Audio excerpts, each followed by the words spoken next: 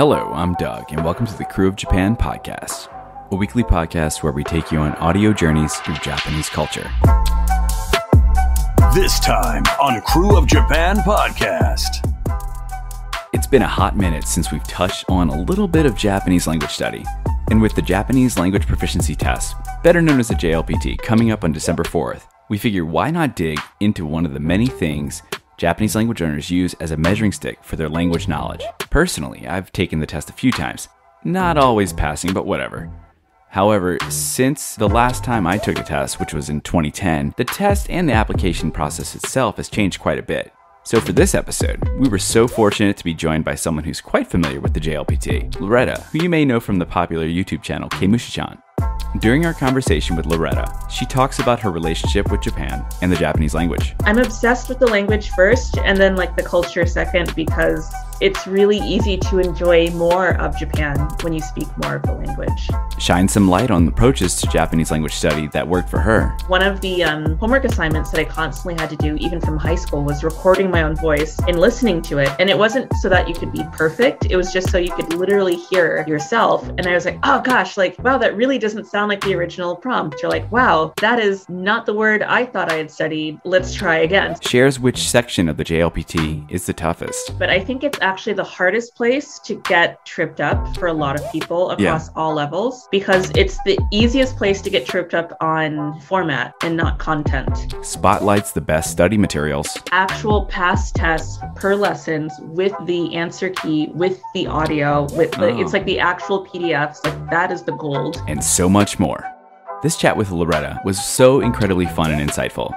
And hopefully by the end, you'll find some new motivation to study Japanese in a way that best fits you. Let's dive into the interview.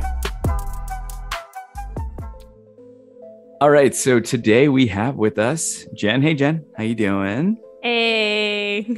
And we have our very special guest from YouTube fame and Instagram fame. And what else? Are you on anything else? Either.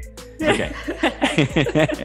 NHK? Aren't you on NHK too? Oh, yeah, that one. There you go. Loretta, aka KemushiChan, from her YouTube channel. So, hey, how you doing? Hi, glad to be here. How are you?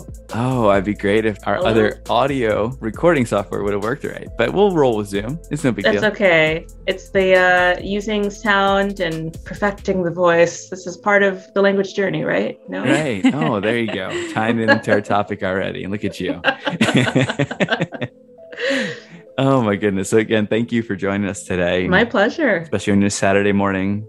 And, we just wanted to just chit chat about the JLPT. But before we do that, we have a question we ask all of our guests. We're a Japan, we are a Japan podcast, but we are a New Orleans-based Japan podcast and sponsored by Japan Society in New Orleans. And one thing we ask all of our guests is if they have a connection to New Orleans, and then if they do, what kind of connection? Or, if you haven't been before, what is something you think of when you hear New Orleans? Okay, so number one, jambalaya. Of course, nice. Yeah. I just had to say that. Okay, number two, a good roux at the bottom of your soup. Okay, but for real, I have been to New Orleans, and I went for a bachelorette party, so I don't know if it was the pamphlet version per se. Did you ever leave the French Quarter? I don't remember. Oh, that's a good. That must have been a really good party if you remember. In all seriousness, I didn't make it, unfortunately, but one of my very good friends had their wedding there as well. And they had a full marching band lead the wedding party, a parade down the streets, through what I assume may have been the French Quarter, maybe not. Either way, I was like, oh my gosh, this is it, knees up. So I'm from a marching band background, represent, no shame. I guess for me, when I think of Nolans, if I'm saying that right, please, I think of food and I think of music. So yeah, that's gotta get back there. Music's a big part. And actually, I had one of those second line marching bands down Canal for my wedding. One of the big streets. Yeah, you get the cops blocking it off and the little block so by jealous. block, but for a square around. That was super fun. I had instrumental Taylor Swift at my wedding. To think I could have had a sousaphone or three. I don't think your wedding was nice. I saw that video. It was nice. I actually really did enjoy my wedding. But a good live brass band will never let you down. Oh yeah, for sure. Although they did leave us behind. They actually, gotta keep I up. think You gotta the mark wedding time. party, the wedding planner people were like, "You guys got to go. You're behind schedule." And the police were like, kind of like, because we had, again, police were kind of blocking off the street. You had to pay for a parade permit to get this done. So you had cops kind of blocking off the street for like 15 minutes. And they're like, "You got to go. You got to go." So they left, and my wife and I were sitting in like the waiting room area, like waiting for them to come get us, so we can kind of go out and go with the band. And it turns out we look outside and everyone's gone. Oh my gosh. Like, they left. You gotta I'm run. like, yeah, we did. They were like marking time. They're ready. Yeah.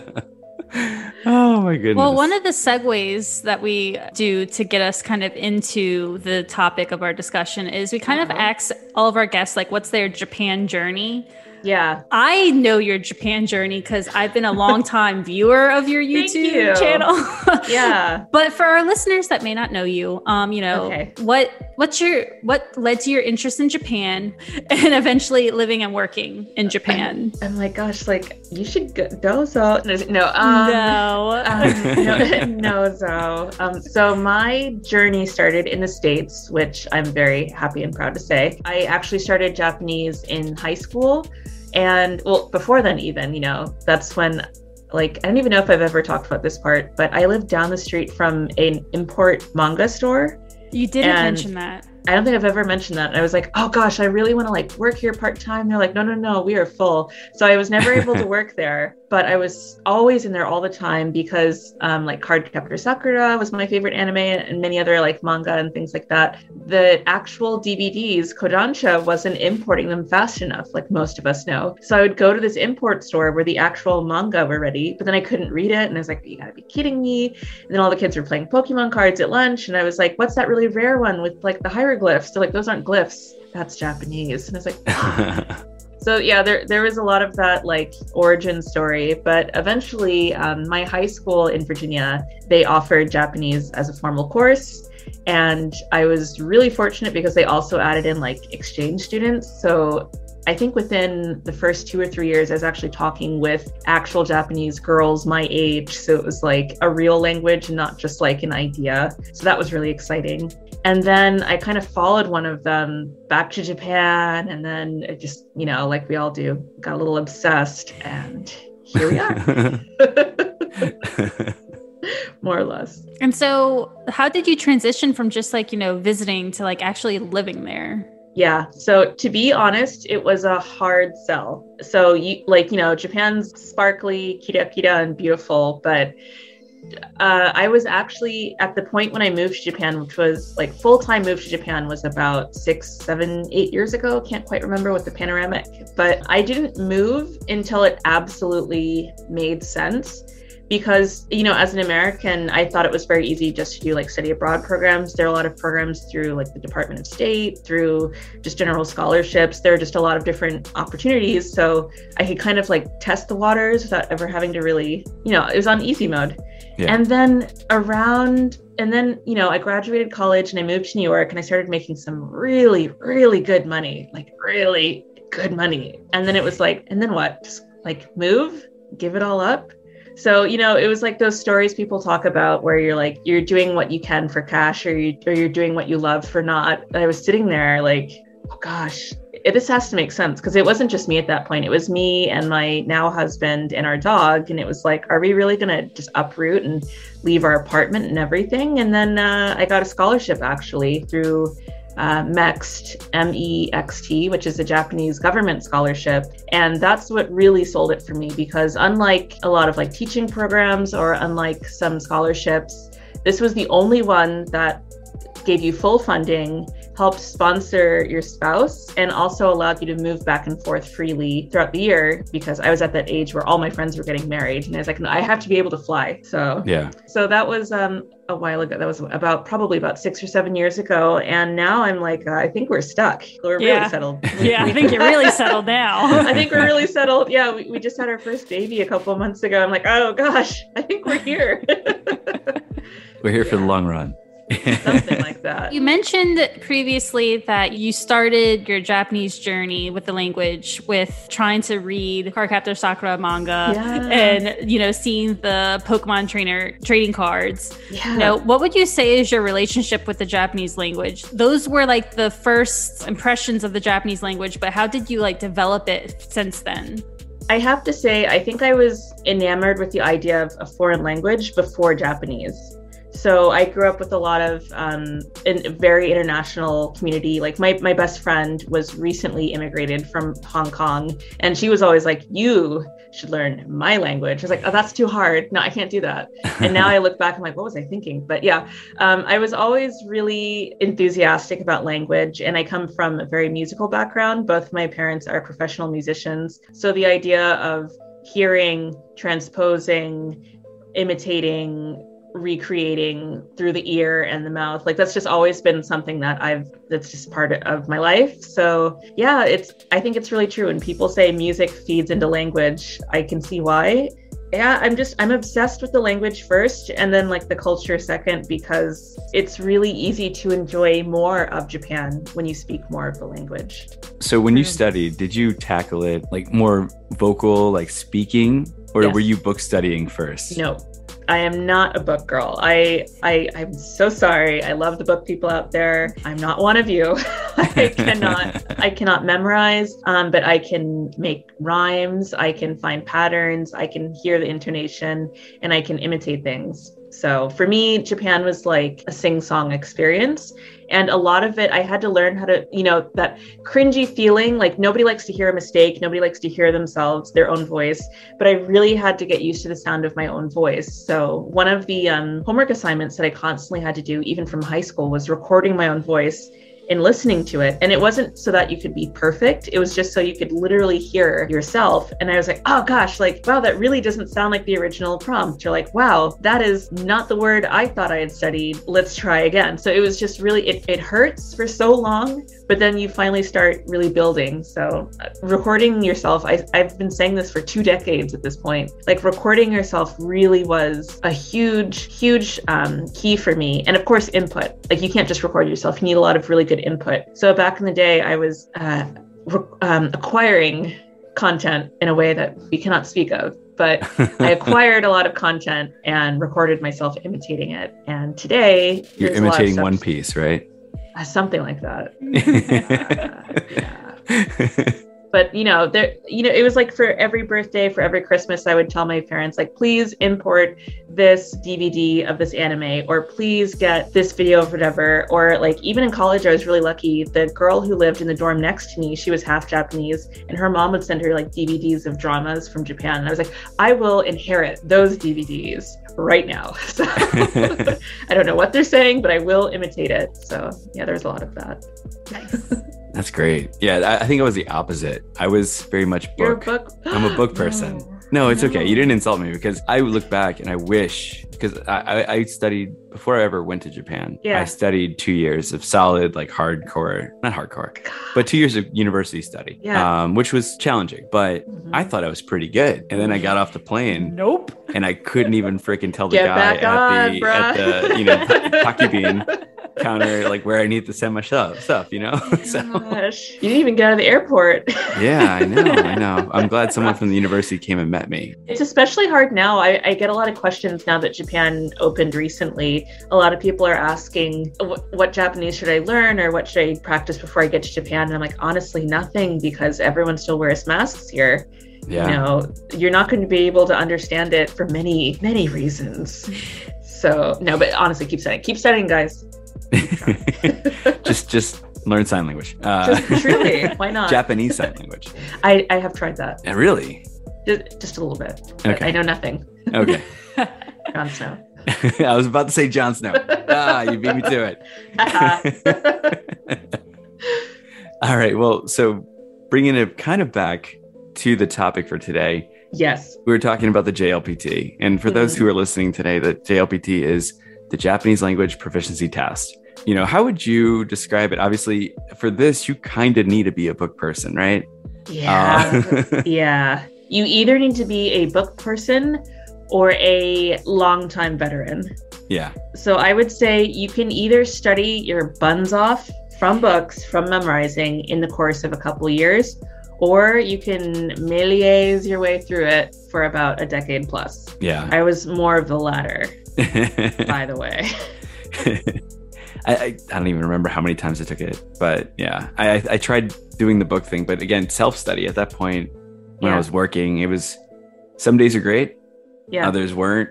If you ever find a Twitter handle called JLPT study, that's the one I created back in like 2010. That was pre, you can look it up. There's just me just tweeting out like grammar points and then sentences. Like it was just my way of memory, like retention. Like, all right, so hard. I know. I was just trying something different, you know. But and the thing that's crazy, it's really a mile wide and like an inch deep. Like you just have to know so much across so much, and you never know which one it'll be.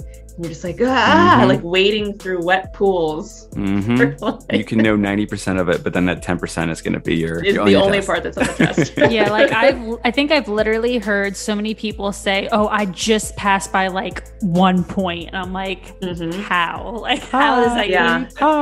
See, there you go. Yeah, that's like a rite of passage. And then I have like, there's like those few unicorns. I have this one friend who was like, "Oh, well, I've never taken it before, but I feel like I just really needed to get it under my belt." And they perfected it almost by 1 point. They were 1 point under perfect. Wow. It's like, who, what? How? What? So, you know, I would be ashamed of them because they didn't get a perfect score. I'm like, you got to take it again. It's like, try again, bro. That's a glitch. No, I mean, you know, the name of the game is not perfection. It's just getting it done, because the test isn't all that useful at the end of the day, other than just gatekeeping. Like it's a gatekeeper, and then once you're past it, you're good. So you don't need to perfect it, I think. I agree. If you do, you know, amazing. As someone who was a half point over the passing threshold for the, not N2, I was back when I passed it when I was 4 levels, not 5. Yeah. And the gap between 3 and 2 at that point was like massive. It was like 4 was super easy.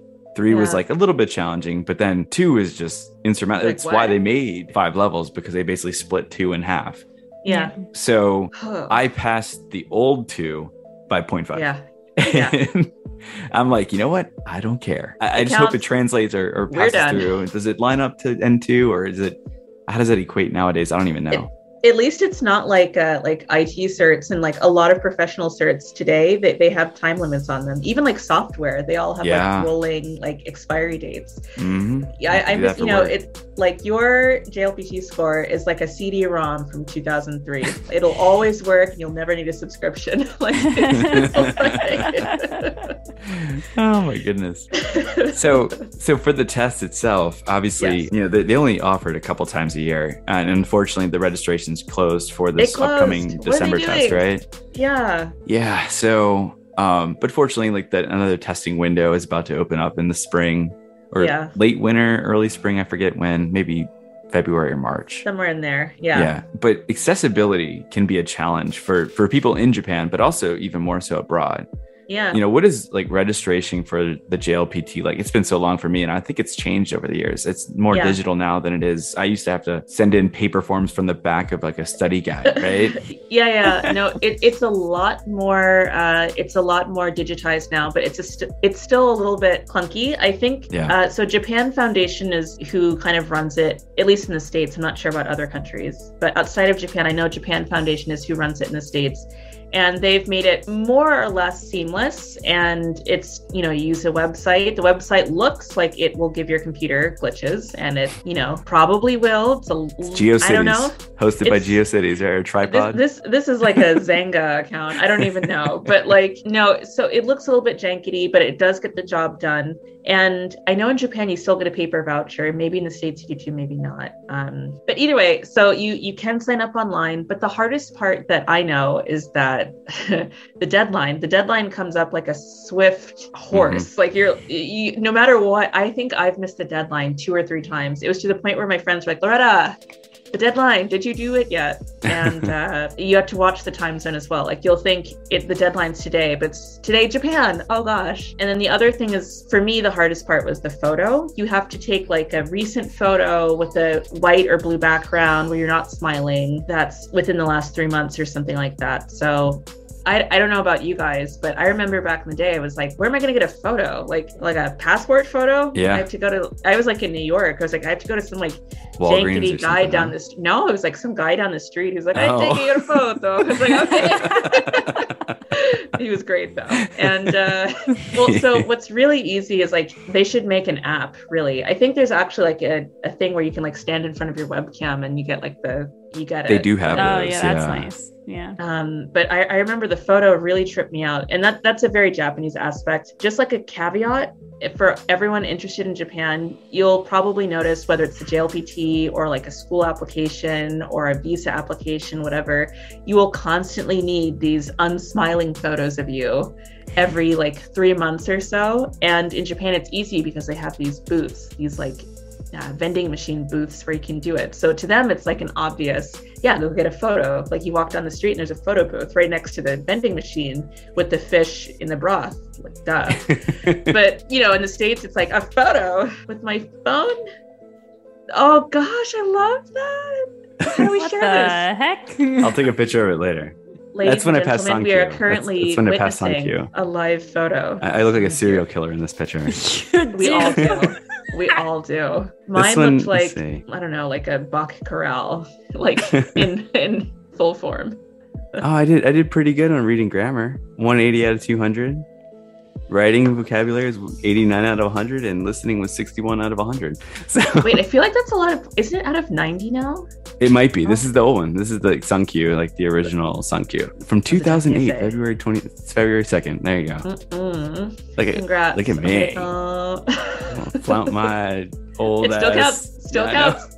Well, I think I lost my NICU when when I'm like, damn it. That's when it matters. So now the online system actually allows you to retrieve your results, even if you've lost your paper. From like 10 years ago? Mm-hmm. I don't know about 10 years ago, but from whenever it was online. Damn it. Okay. Oh, no. It's okay. You may need to take it again.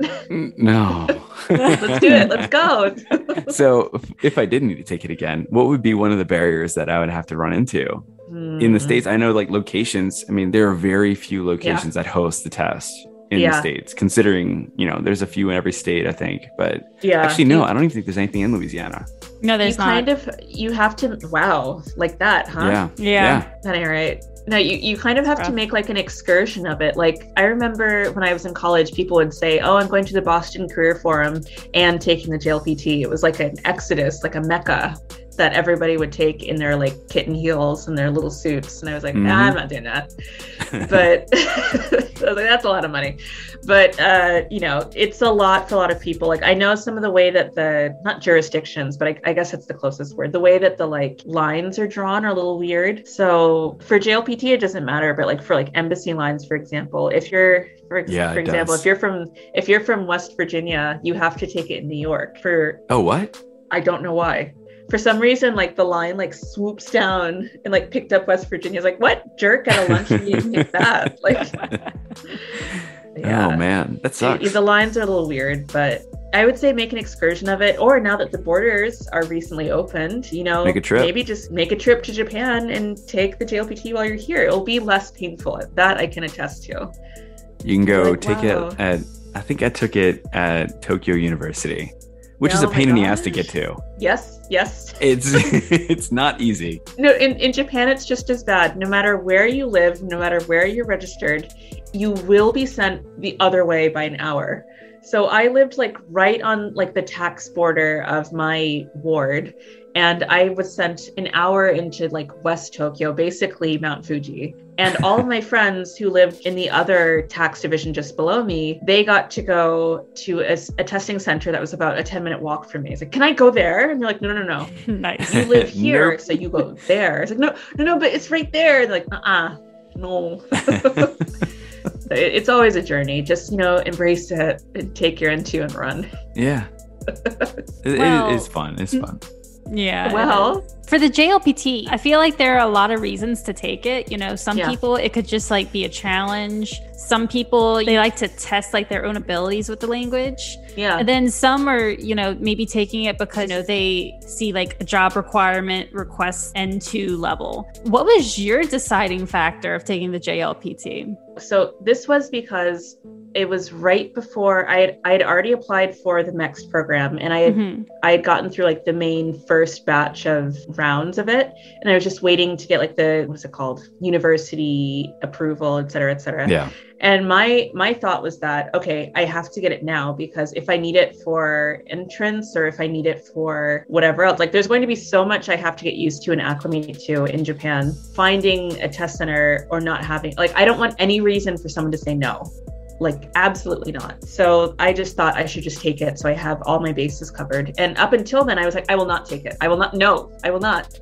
Because I was like, absolutely not. I didn't need it for jobs. I was able to kind of weasel my way through without it. And I'd worked Japanese jobs in New York that said they wanted the JLPT. And I was able to kind of like, hey, come on, I don't need it. Like, come on, which is hard. Like I stalked people, like people would have jobs and I would go to like workshops or live events or like pitch events where people would pitch their pitch decks for like new startups or whatever. I was like, I'm here. Hey, hire me. So I would sneak around that way. There you go. Yeah. But in this day and age, yeah, I definitely took it just to make sure I had it. But I took the N2 in New York, and then I went to Japan and I started university, and all of my friends, they were all like, I think 10 years younger than me. And they're like, I think I'm going to go for N1. I think I'll try it now. And they all just started passing left and right. And I was like, what? Are you kidding me? So then it was like it was almost like a trap, because once people say, what is your what is your JLPT level? If you say nothing, then they have nothing to do but just judge you based on your merits that they can see right there. Yeah. But if you say, I have N3 or I have N2 or whatever, and they're like, all right, so you're just N3. Like, what if you're going to take it, you have to like take it as far as you're able to, because people will actually judge you based on it. Mm-hmm. So then once I had N2 and all of my younger peers were like blazing through N1, I was like, okay, great. Now I have to do this too. So then I took N1, and fortunately it, like, this will piss a lot of people off, but I did pass it the first time without studying. Woohoo! Probably only because of my university program, because every night was like an intense study session. But I was like, okay, now I have to get N1. Jerks. And ever since I took it, I've never needed it. So that's awesome. I mean, it's an accomplishment though. I mean, N1 is insane. I will say, I actually think N2 is harder. To be completely honest. Yeah, because I think N2, it requires you to know, like, what is the grammar difference between this and that? What is this and that, very specifically. And then on the N1, I think they've actually changed it a little bit, but when I took it, there were only 6 questions that asked, what is the radical of this kanji, or is it this one or this one? And the rest of it was just reading passages and audio, and it was just a speed test. And I was like, okay, this is just like homework for me. This is easy. That I can do. Yeah. Reading fast and listening quickly, like that I can do. So... See, I am a slow reader in English. Like the ACT, SAT, all those standardized tests back in high school. Reading was always my lowest. Not because I didn't understand what the hell was going on. It's because I took 40 minutes to read the first three passages, and the last 3 I was like, beep. I was like that. So when I took the N2 and I was like, let me try to study for it, I would read books and I would underline ones I didn't understand, and I would look up each word, and I would write in the furigana over, and I would make little flashcards about it. It was like a very bespoke experience for every little word. And then when N1 happens, like, we don't got time for that. We got to go. And so I literally was like, I learned how to skip.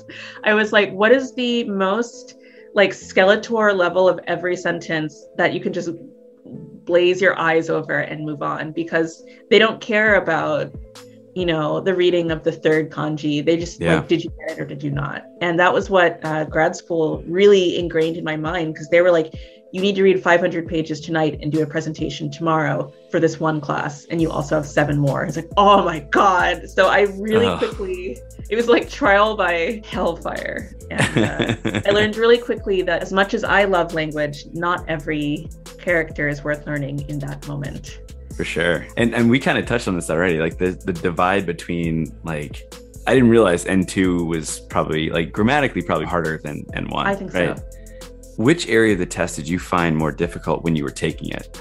You know, was it the list? Like, I know N1 and 2 focus more on the comprehension, right? And then grammar and vocabulary listening is like N3 through N5. But which area? I mean, it sounds like listening was probably like where was a strength for you, right? It's a strength for me, but I think it's actually the hardest place to get tripped up for a lot of people across all levels, because it's the easiest place to get tripped up on format and not content. So there's a lot of people who think, you know, I watch XYZ all day long, therefore I'm really great at listening. They don't realize the listening that you need for the JLPT is not listening. It's timed prompt. You should know the next question doesn't have the answers written down. The next one also, when you flip the page, it's blank. Like it's literally, it's like an SAT. It's a quest of test taking and not necessarily a test of knowledge. And a lot of people, it's just a shame because they're like, I'm great at listening, but that wasn't listening. That was like, find Waldo on a blank page. Like, you know, so I don't know if you know, as a book person, maybe you're better at this than me, but you really have to take at least one practice test for the listening, or you need to fail it once. Like you will either take a practice test or you will fail it once. So like make your choice. Yeah. No, I agree with that, because I think I failed failed the two first before I passed it the second time around. It's whiplash. You're like, oh, what? Well, and you know what's funny though? I went in and the listening was the hardest part for me. Naturally, it was, especially when I took it. I went on my first year on JET. It was 3 months after I had moved there, so my listening wasn't still like super refined at that point. Yeah. And by the time I took 2, the listening was the easiest part for me because I was so used to working in like a Japanese work environment, hearing it, and a lot of the stuff just came naturally, like the commands, and just a lot of it was conversational stuff too. Yeah. And I was like, okay, as a non-fluent Japanese speaker, I hear my colleagues talking, but I'm picking up maybe like 70%, maybe that's all of probably less. But that's like, you know, exactly. Like there's a lot of fluff in there. And I'm like, okay, you know what? I'm just going to say so desu ne and then move it on. Like, I'm just going to finesse it. That's native. That. Yeah. Sometimes you have to do that. But I feel like after being there, it really helped and turned my weakness into my strength. And then after that, I feel like the kanji probably tripped me up a little bit more after that. But I just tried not to look them in the eye. And I feel like there's a lot of resources nowadays for like practice tests that you can take before like actually taking the JLPT. Yeah. Like the actual, I don't know why they made it so hard to see, but on the actual Japan Foundation JLPT website, there are actual practice tests. There's one that's like, it looks like a pseudo app. That's not it. It's not that one. There's one that's like, you have to click through about 10,000 different times. And then there's an actual pass test per lessons with the answer key, with the audio, with the, it's like the actual PDFs. Like that is the gold, because you can buy those books on like Amazon or at a bookstore, but you can get at least one for free. And there are others online, but I will not attest to their. Well, I was actually going to ask that next. I was going to say, like, you know, when I studied, I used Kanzen Master, like the JLPT study series. But now with the internet, there's so many resources out there. Obviously, some of your like YouTube videos, for example, like you can go and learn tips on taking those tests or just language in general. Do you have any recommendations for like study aids that would be helpful for studying for the JLPT? I would say without a doubt, first a practice test, and then Google the books. Yeah. You know, I heard there's a Twitter, right? There's a Twitter account, JLPT study out there for Japanese level 2. I don't know who ran that, but I don't know who ran that. I'm just gonna say, like, if there's a book that you've heard, like, you know, like Kanzen Master is great. Shinkansen Master, not Shinkansen. Don't get on the train. Shinkansen. You know, there's a lot of great books out there. If you like them, just Google their names and see what autofills. And I'm not going to say anything else. There you go. For reasons, but see also in your local community. Like, don't forget your library. Lots of free stuff there. And a lot of libraries have digital archives. So if you have like the New York Library I used a lot, you can just like download PDFs legally. And also like if you're in a city, I don't know about where you guys are, but like when I moved to New York for many reasons, but one of the big sells was that there was such a huge Japanese community. Like there was a book off. I could just go get a $1 Japanese book. Wish. I wish there was a book off here. Oh my gosh. Well, you know, step 1, move to New York. No, I'm just kidding. No, but you know, just be creative, check libraries, check online, and try not to spend, this will sound weird, but try not to spend too much time on YouTube because there's a lot to get lost and distracted on. Yeah. And sometimes you just need a PDF. So watch YouTube, after you get N2, and then there you go. You'll be fine. Well, we were talking about how, like, for you, the listening part of the test was like not difficult at all. It was kind of like your jam. But I could imagine for a ton of other people, it's probably extremely intimidating, especially for like the newer language learners. Yeah. For those people who find it intimidating, do you have like any helpful tips for like the listening portion and like just defeating that section of the test? So I'm going to backtrack, erase what I just said, go on YouTube. See if you can find like past tests with the audio sections, etc., and change the speed to at least 1.5, if not to double the speed. So it's going to sound like total mice on wheels, but you're going to start training your ear to think like, okay, like, you're going to think like this is actual. And then by the time you get to the actual test, which literally goes that fast, you're going to think like, it's fast. Like it's going to feel so much more relaxed when you're at like listen to Japanese at high anxiety level. Find any player that has a speed option. If you've downloaded a file, get VLC player, change the speed. Yeah. These are weird tips, but these are gold, because I mean the recording yourself thing that you said earlier, I never even thought, like in college they had a language lab. Yeah. You would have to go and rent the CD, like it was, or cassette. Like they still had cassettes back when I was in college. Japanese for busy. I mean, it was just old cassettes. Yeah.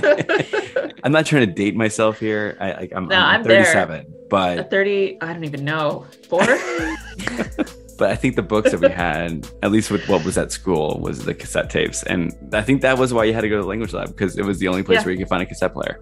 Yeah, I mean, at least we weren't learning on like microfiche or like whatever it was. Gosh. But yeah, no. So definitely up the speed. I would say study on extreme mode at every opportunity that you can. So the listening part is one thing, but then when we were talking earlier, you mentioned identifying like radicals on kanji and like knowing which one's which. But then there's sometimes when you don't really care about the kanji because you just need to get the idea of the sentence. And you can sometimes like kind of get an idea of what the kanji means by looking at it. You may not get the exact meaning, but it's close enough. You can, like Japanese kanji and their origin story. These are pictograms. They have meaning in their visual. It sounds bad, but you don't need to learn or study or focus so much on the sounds or like the onyomi, kunyomi. Like you should learn them, maybe not for the test so much. Like as long as you can actually see them for the N2 and the N1 levels. I'm not talking about N3, 4, or 5. For those you need to know. But for N2 or N1, you can get away with just knowing what they look like and what they mean, because that's all you need for speed reading. Yeah, and especially some of those ones that do look similar, they share the same sound. So if you can kind of get an idea of like the word, you're like, oh, okay. I mean, there gets to a certain point, like there's like N3 and you're learning like fancy adverbs. N2, you start learning like keigo. N1, it's like business. And then after that, everything is actually just like sho, cho, kyo. Like the words are actually just this. No, just kidding. But they all just start to blend together after a while. So what helped you to retain the kanji readings, or like not necessarily readings, but meaning, and when you were studying for that, not necessarily for even JLPT, but just in general, when you were studying kanji from the get-go, for our beginner learners that are out there wanting to do that? Reading. You have to read. And I don't mean a textbook. Like you have to actually read.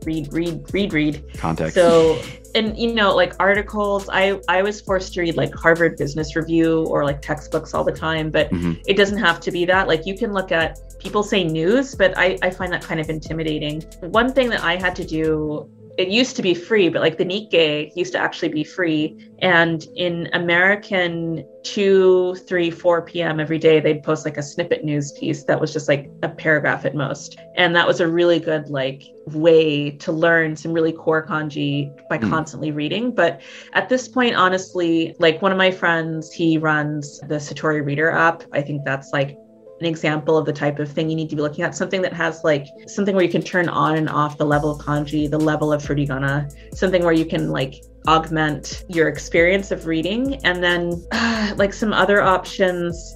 What else could you do? Did you ever do like flashcards and Anki? No. Nope. I don't memorize. It's just not my journey. All right. But I'm always in context. That's just how I learn. So like, for example, like Anki works great. That's not to, Anki works great for people, not this people though. So like, for example, I think one thing that really helped for me was to look at like hobbyist things. I read a lot of magazines. I read a lot of cooking. I looked at a lot of cooking websites, whatever it is that you like to do. Like, obviously you need to study the kanji, but supplement that with whatever hobbyist item that you like to do. If it's gaming, turn your games into Japanese. If it's, I don't know, paint something, watch like a Japanese Bob Ross or whatever it is, Is there a Japanese Bob Ross? Yeah. Is there? Yeah. Oh, wow. It's just dubbed, but yeah, it's there. Oh, that's gotta be crazy. Yeah, it's fun. Well, with learning a language, I feel like a lot of us set goals for ourselves when learning a language. And sometimes we go a little overboard with setting those goals. And, sometimes we kind of really set ourselves up for failure if we really have high expectations for these goals. Have you ever, set goals too high for yourself to where you had to like recalibrate? And then like, what advice would you give for language learners that are hitting that wall? Yeah, I would say for sure, I feel like somebody's going to feel insulted, but just like hold on to your britches for a second. But there's a huge movement right now on like Instagram and YouTube of having these like very bespoke journaled experiences of your studies, like having these very like color coordinated study routines and like very gorgeous, cute, kawaii, like 5 minutes this, 10 minutes that, 5 minutes this, 10 minutes that. And like my iPad does this and there's that. Like that may work for you, but I know that when I set daily study plans like that, I would do it for about maybe like a month or two. And I was like, sticker, done. I did it. I did my studying. And then about 6 months later or a year or whatever, I'd either go to Japan or I'd talk to a friend or I'd have that one friend who's always better than me, no matter what I do. Like there's just always some experience where I'm like, gosh, I still know nothing. Like, I just remember getting constantly frustrated that like, no matter how cute my notes were, I was never at it. Like I was just stuck at that like intermediate blah forever. It's like, what is that? What is that? And I would say, honestly, first, it's normal. So just accept the blah. Yep. But then just try not to get too caught up on like, I made a perfect plan and therefore because it was cute, it worked. Like it probably is not going to work. If that helps you feel great about studying, then sure, do that. But just know that like you need to constantly shake up even your routine. Like you need to constantly say, now I'm going to watch this new show. Now I'm going to download an app. Now I'm going to record myself. Now I'm going to run outside and scream. Now I'm going to just go audition for a play in the next city over. Now I'm going to see if meetup.com has a group. Now I'm going to see if that local restaurant is actually run by Japanese owners. Next week, I'm going to send an email to that society over there and see if maybe I can sit in on like a lesson. I'm going to, just like constantly, if you're just stuck in your room, you're stuck in your room. Yeah. So just like try to shake up as much as possible. And I think that's when I really, really went beyond what I thought I was capable of. Like when I was in New York constantly, I was like, okay, now I'm actually getting somewhere because there's so much new input. Like you can only find so much input. But when I actually forced myself, it was like, what's that thing called? It's rejection therapy, where you set yourself up to be told no. You push yourself, like you look for times where you get rejected because you actually find out that you're not rejected that often. So like for Japanese studies, look for opportunities to meet new people and find out that your Japanese is actually pretty crap. So basically, push your comfort zone. I'm not saying your Japanese is crap. I'm saying mine is. And I hope that was okay to say on this. Oh podcast. Yeah, you're good. Oh yeah, no, for mine's sure. Crap. Yeah, no. mine. I am that wall person. So I was a box. I am a box. Like, and just know that like there's always more plateaus. But yeah, just like it's almost like if you feel comfortable in your studies, you're in the plateau. Like you should be cringing. You should be crying a little bit. Like you like. And then you should feel good. It's so funny you said that. There's always gonna be someone better than you at there's always that one person. One? What? Okay. So many. Yeah, like when I studied abroad at the school in Tokyo that I went to. Oh, it's a jerkin circus. Yeah, like yeah, it's everyone trying to show off, right? Yeah, so it can definitely be intimidating, and it's not so much that they are better than you; it's that they are ahead of you in terms of they've been where you are. They were at your spot at one point and surpassed it, and seeing that, you're like, okay, I can get there eventually. I just got to get past this. There's nothing wrong with you. It's just got to push you in front of a train. Wait, hold on, no, that's not what I was going to say. Exactly. Oh gosh. So no, I that's great advice. I wholeheartedly agree with that. That is just remember, wagahai ga jozu. We are all jozu, but all of us know nothing. And Japan and Japanese are actually so far off that like you truly you'll never be the best person. And that person you think is always better than you, he's got one person that's just right up there. Right. None of us are David Spector. And even David Spector has a Spectre. I think he's a vampire. No, who's the original guy who's in like every textbook? I'm blanking on his Keene, like Donald Keene or something. Yes. Okay. That's like the apex lead. It's like the top of the pyramid. But you can never be him. So just there's N1 and then there's Donald Keene. And then there's Keene's on at the top. It's funny. All right, so we've been talking about how we suck at Japanese at times, right? At one point, rejection therapy and all that fun stuff. With rejection therapy, there's got to be something that happens that you say something so stupid, you just laugh. And it's a story that you have and you hold on to for years, forever. It becomes something you'll never forget that word because you said it in such an inappropriate way or embarrassing setting. So do you have one of those stories you like to share? So I like so many. One of them, it was like my first ever video conference I was in the States and we had like a sister school on the other side. And I was like waiting for the actual conference to start. So I was like, oh, let me guys, I got this. Let me start like schmoozing with the other side. And I was like, 何人いますかね? 向こうは、そうですね。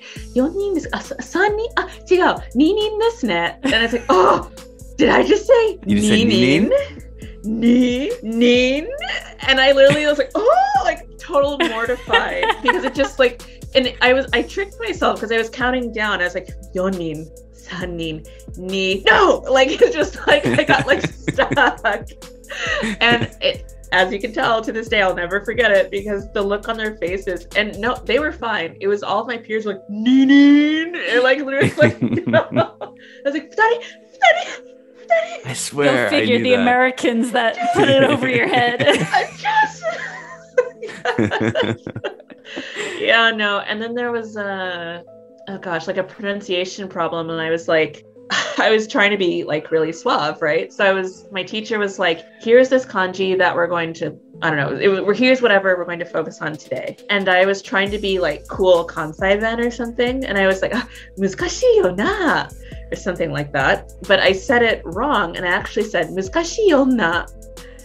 And everyone was like, did you just call the teacher a difficult woman? 難しいよなって言っちゃえ?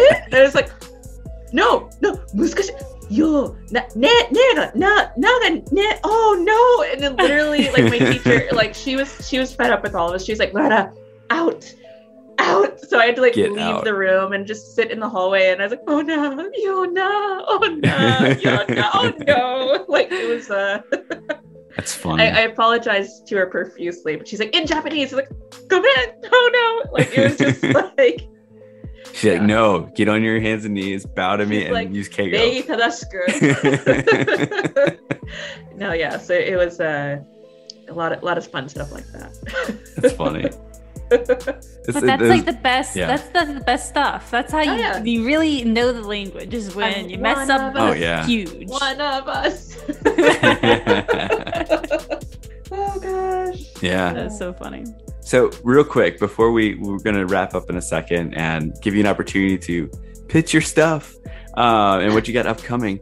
But I have a couple surprise questions for you that are not on the questions we sent you beforehand. Because my soul is prepped. So 1, Yes. Which pronoun do you use to identify yourself? Ooh. Which I pronoun? Huh. Probably just watashi. Okay. Yeah.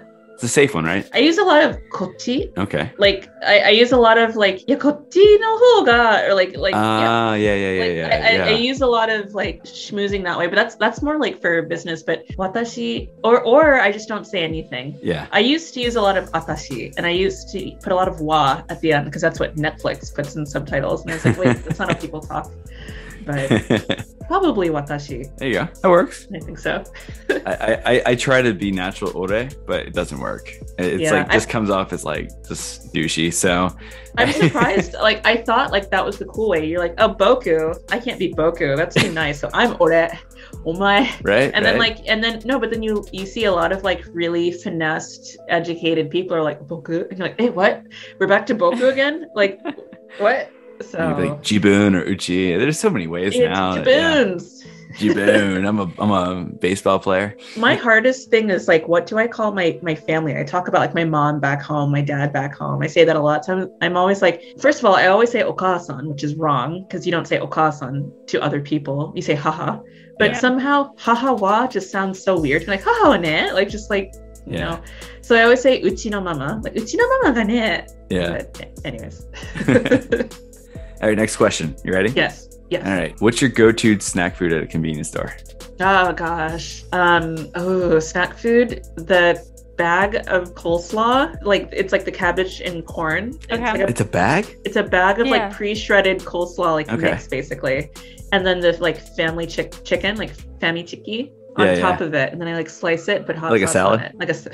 It's like a little spug salad. And then if I'm really trashy, a bag of Haribo gummy bears to go with it. There you go. And then if it's winter, oden. Ew. Oh, yeah. Sorry. I don't mean to insult all the oden lovers out there. All two of you. Two of you. Only certain goo. I only eat certain goo in it, like the eggs and the cabbage roll with the meatball inside. But anyways. Yeah. Jen, you got any surprise questions that you or dying questions you want to ask before we wrap up? Gosh, Not to put you on the spot. I didn't even think of any. See, we used to do these like rapid fire questions, and we'd have like 20 where it'd be like you get 2 minutes to answer as many as you can. Oh gosh, we don't do it as much as we used to anymore. It takes too much pre-planning. Vogue stole your format, so yeah, that's like their thing now. Oh yeah, it is. I've seen that. Copyrighted it. Oh gosh. But I guess I'm interested in knowing, when you did go to book off, or you probably may still go to book off since you're in Japan. Yeah. What section are you like going to? Like right when you get in? Magazines. I go straight to the magazines. They're just so much more interesting to read. Like I love books, but you look at books, you're like, where do I start? What do I read? And the magazines are just so much low barrier to entry, and you can start with your hobbies, and it's great. Usually cooking magazines too. There you go. Okay, cool. There you go. That's my question. Yeah. All right. So to wrap things up, I wanted to give you an opportunity to let people know where they can find you on social media, your YouTube channel, and wherever else. Yeah, so for now, my biggest main squeeze is still YouTube, KemushiChan. And then I'm also on Instagram, KemushiJP, and on Twitter with the same handle. I will very soon be launching my Twitch, where I will actually be doing a streaming series about the JLPT studies. And heck yeah! So here you go. Stay tuned for that. The handle may or may not be Community. Community? Like the same. Very punny. I try my best. But yeah, thank you. Yeah, no, this is so much fun. Thank you for coming on. Thank you for reaching back out to us and being willing to come on. This is we both are really passionate about studying Japanese. I obviously don't get to do it as much as I would like to anymore. I'm not a great disciplined self-studier. Man, that means you're in one. Yeah, right. Just go take it.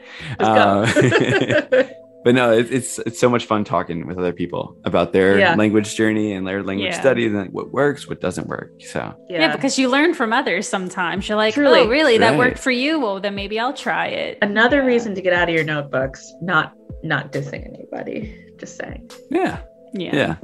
Listen to this podcast instead. It will teach you everything you need to know. Boom, maybe not that much, but yeah. You may mislearn how to pronounce New Orleans correctly. Compliments of me. You're such a, was it Muzukashi Onna, right? Muzukashi Onna. All right. Well, that's awesome. Thank you so much again. That was so much fun. And hopefully, in the future, if you ever come to New Orleans, hit us up. Oh, done. That's a done deal. Well, we'll set up a second line to welcome you at the airport. How about that? You can catch me at the marching band, me and my piccolo. I'm gonna do right to you. I used to be in the band too. I played clarinet. So. Oh, in the marching band? Ow. Yeah. I did a little bit back in the day. Not my most favorite time of high school, but I was in it. I like music, but yeah, it wasn't for me at the time. Watch that read, baby. I hate it. I rather piano, but Anyway, we started with JLPT and ended with music, right? No, it's all the same. It's all the same. Just keep listening. Yeah. All right. Yeah. And exactly. Keep that same advice right there. Keep listening to our podcast too. We have more episodes like this. Boom. All right. Boom. We're going to end it on that note. All right. Thank you again. Thank you. And that's it for this week's episode. Thank you so much for tuning into the Krewe of Japan podcast. The crew wants to give a massive thank you to today's fantastic guest, Loretta of KemushiChan YouTube channel fame. We had such a fun time sitting down with Loretta and just shooting the breeze about books, Japan, language study, and a whole bunch of other stuff. Loretta shared some great insight to her experiences on how to best prep for the JLPT and just Japanese study in general. If you enjoyed this conversation with Loretta and want to find more of her content, check out her YouTube channel. Just search KemushiChan. KemushiChan on YouTube, and it'll be right there for you. Or give her a follow on Instagram and Twitter. Her handle's the same on both, so it should be pretty easy. That's KemushiJP. KemushiJP. Have you taken the JLPT before? Which level are you targeting if you're planning on taking the test? Share with us on Instagram, Facebook, Twitter, and TikTok at Krewe of Japan Podcast. That's Twitter, KreweofJapan, Instagram, KreweofJapan PODCAST. Facebook, just search Krewe of Japan Podcast, and TikTok is the same as Instagram. Also, we have started dropping back catalog episodes on YouTube. So check us out on our YouTube channel if you want to catch up there, Krewe of Japan Podcast. While you're there, give us a shout, give us a follow, give us a like, give us a comment, give us a retweet, give us a share, whatever you want to do. Let us know how you're enjoying the podcast. Or perhaps maybe you prefer to provide your feedback in a more private setting or have a recommendation for a future episode. Send us an email at kreweofjapanpodcast@gmail.com. KreweofJapanPodcast@gmail.com. But speaking of feedback, if you're enjoying this episode and what you're listening to in general on past episodes, feel free to leave us a 5-star review on your favorite podcast streaming app. Still working on those ratings, so appreciate any and all support, and we'd love to hear from you guys. One last piece of housekeeping before we end the episode. On November 16th at 5 p.m., Japan Society of New Orleans, Japan Club, APAS, and JETA Mid-South, our local JET alumni chapter, will be having yet another happy hour at Wetland Sake. So come on out and say hi to the crew, and everyone else, of course. But that's going to be it for today. Until next time.